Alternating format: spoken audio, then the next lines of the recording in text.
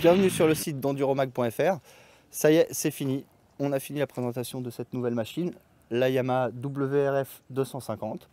La nouvelle moto d'enduro de chez Yamaha qui remplace la vieillissante WRF. Celle-ci, évidemment, c'est une toute nouvelle moto, largement dérivée du modèle Cross qui a connu le succès aux États-Unis.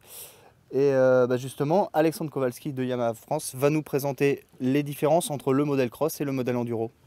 Oui, écoutez, bonjour à toutes et à tous. Alors, comme vous le disiez, Richard, c'est vrai que c'est une machine qui est dérivée directement de la moto de l'YZF 250, puisque nous avons la dernière génération de motorisation avec un moteur inversé, puisque l'échappement se fait par l'arrière.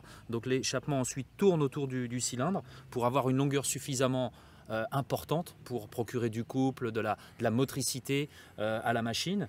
Alors c'est vrai qu'on a également modifié, donc elle reprend tous les attributs, vous le disiez, de l'YZF 250, avec un boîtier de filtre à air qui se trouve au niveau de la position de l'ancien réservoir, et puis un réservoir qui lui se trouve sous la selle, donc avec un meilleur équilibre général, une meilleure balance de la moto, et surtout une meilleure répartition des poids avant-arrière, donc pour gagner en maniabilité, en agilité au niveau du pilotage.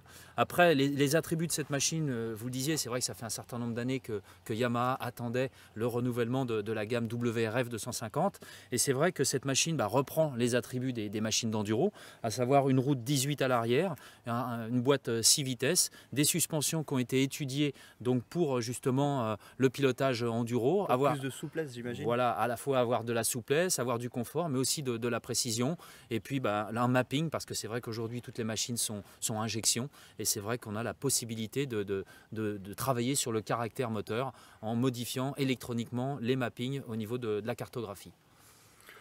On n'a pas parlé du prix de cette machine, donc je crois qu'elle est plutôt bien placée au niveau tarif. Oui, tout à fait.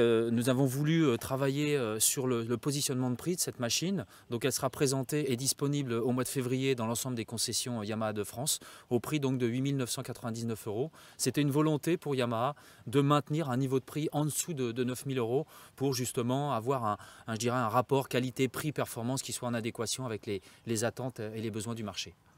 Très bien, merci Alexandre. Merci. Et donc sur le terrain, ça fonctionne plutôt bien, hein, effectivement.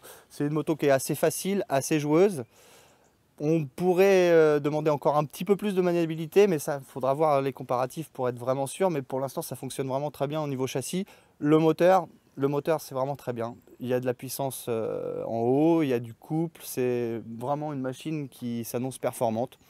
À découvrir le reste de l'essai dans Enduro Magazine. Merci à tous, au revoir.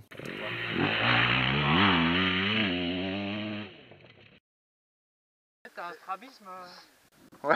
T'as un vrai problème en fait.